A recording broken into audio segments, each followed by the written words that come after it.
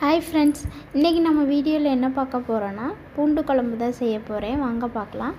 மறக்காமல் எங்களோட சேனலை சப்ஸ்கிரைப் பண்ணிக்கோங்க. பக்கத்தில் உள்ள பெல் ஐக்கானையும் கிளிக் பண்ணிக்கோங்க. ஆல்ன்ற பட்டனையும் ப்ரெஸ் பண்ணிக்கோங்க. இன்றைக்கி லஞ்சுக்கு பூண்டு குழம்பு செய்ய போகிறேன். எப்படி செய்கிறேன்னு பார்க்கலாம். ஃபஸ்ட்டு நான் பூண்டை சின்ன சின்னதாக உரித்து வச்சு கட் பண்ணி வச்சுட்டேன். ரொம்ப பெருசாக இருந்ததுனால கட் பண்ணி வச்சுட்டேன்.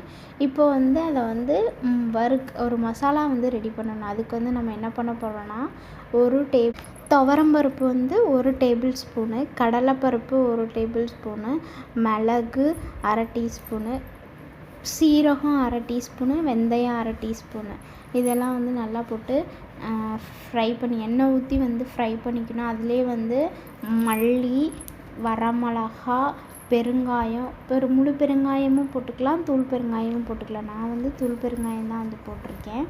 அதை நல்லா ஃப்ரை பண்ணி எடுத்துக்கலாம். எடுத்துட்டு நல்லா ஆற வச்சு அரைச்சி தண்ணி ஊற்றி நல்லா ஃபைன் பேஸ்ட்டாக அரைச்சி எடுத்துக்கணும்.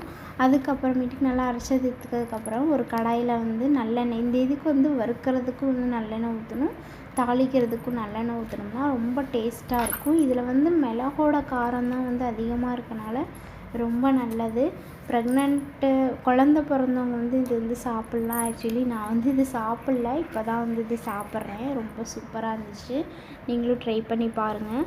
இப்போ இதை அரைச்சி எடுத்ததுக்கப்புறம் ஒரு கடாயில் நல்லெண்ணெய் ஊற்றி கடுகு, கட் பண்ணி வச்ச பூண்டு, கருவேப்பிலை போடணும். என்கிட்ட இல்லை, கருவேப்பிலை இல்லை. அதை நல்லா போட்டு ஃப்ரை பண்ணி பூண்டு நல்லா ஓரளவுக்கு வெந்ததுக்கப்புறமேட்டுக்கு அரைச்ச மசாலாவை நம்ம அதில் போட்டு உப்பு தேவையான அளவு, மஞ்சத்தூள் இதெல்லாம் நல்லா போட்டு ஃப்ரை பண்ணி எடுத்து நல்லா வதக்கி எடுத்துகிட்டு தேவையான அளவு தண்ணி ஊற்றி நல்லா கொதிக்க வைக்கணும். தண்ணி எந்த அளவுக்கு உங்களுக்கு கெட்டியாக வேணும்னாலும் தண்ணி கம்மி பண்ணிக்கலாம், அதிகமாக வேணும்னாலும் தண்ணி இது பண்ணிக்கலாம். இது வறுக்கிறதுக்கு புளி போடணும், சொல்ல மறந்துட்டேன். புளியையும் நல்லா போட்டு ஃப்ரை பண்ணி எடுத்துக்கோங்க. அதை நல்லா ஃபைன் பேஸ்ட்டாக அரைச்சி இதில் ஊற்றி நல்லா கொதிக்க வச்சிட்டோம்னா குழம்பு ரெடி ஆயிரும்.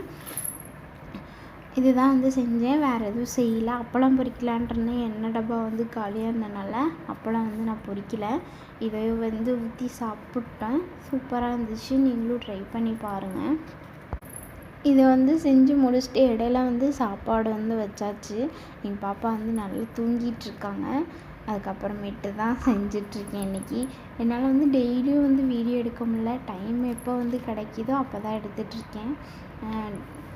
மேக்ஸிமம் வாரத்தில் ஒரு 3 நாள் 4 நாள் வீடியோ எடுத்துருவேன். காலையில் நாங்கள் தோசையும் சட்னியும் சாப்பிட்டு முடிச்சிட்டோம். இப்போ லஞ்சுக்கு தான் இது செஞ்சிட்ருக்கேன். இந்த ஃபுட்டு ஒரு வீடியோவில் தான் எங்கள் வீட்டுக்கார் பார்த்துட்டு எனக்கு சென்ட் பண்ணியிருந்தார். இதே மாதிரி செய்ய அப்படின்னு சொல்லிட்டு அதை தான் செஞ்சிட்ருந்தேன்.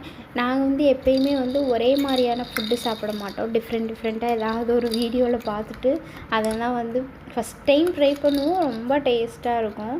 அதனால் ஒரே மாதிரி சாப்பிட்றது எங்களுக்கே போர் அடிக்கும். அதனால் புதுசாக செஞ்சு சாப்பிட்ணுன்னு நினைப்போம். அதுதான் இப்போ செஞ்சிட்ருக்கேன். அவருக்கு எங்கள் வீட்டுக்காருக்கு எப்படின்னா, ஒரு ஃபுட்டு வீடியோ தான் நிறையா பார்த்துட்ருப்பார். அதில் பார்த்துட்டு அவருக்கு ஏதாவது பிடிக்கிற மாதிரி இருந்துச்சுன்னா அதை தான் அனுப்பிச்சி விடுவார். ஆக்சுவலி இது வீடியோவில் பார்த்தோம். இது மருந்து குழம்பு அப்படின்னு சொல்லியிருந்தாங்க. ரொம்ப சூப்பராக இருந்துச்சு. நீங்களும் ட்ரை பண்ணி பார்த்துட்டு எப்படி இருக்குதுன்னு மறக்காமல் கமெண்ட்ஸில் சொல்லுங்கள். பாப்பா கொஞ்சம் அமைதியாக இருந்தனால துணி துவைக்கிற வேலை, வீடு கூட்டுற வேலை, எல்லா வேலையும் ரொம்ப சீக்கிரமாகவே முடிஞ்சனால ஒரு 9 மணி 9:30க்கெல்லாம் வேலையெல்லாம் முடிஞ்சிடுச்சு.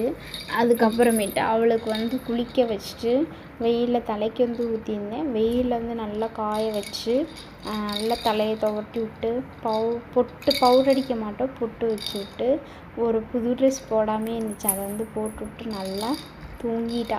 அதுக்கப்புறம் தான் நான் சமைக்க ஆரம்பித்தேன். இன்றைக்கி ஒரு சிம்பிளான லன்ச்சு தான். இதோட முடிச்சாச்சு. சாப்பிட்டு போனது ரொம்ப டேஸ்ட்டாக இருந்துச்சு. ஃபஸ்ட் டைம் சாப்பிட்டேன்.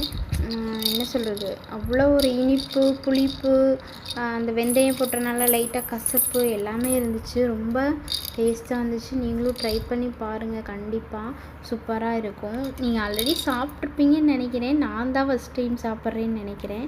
ஸோ எப்படி இருக்குன்னு ட்ரை பண்ணி பார்த்துட்டு சொல்லுங்கள். இந்த வீடியோ உங்களுக்கு பிடிச்சிருந்துச்சுன்னா லைக் பண்ணுங்கள், ஷேர் பண்ணுங்கள். மறக்காமல் எங்களோட சேனலை சப்ஸ்கிரைப் பண்ணிக்கோங்க. நாளைக்கு வேறொரு வீடியோவில் பார்க்கலாம். பாய்.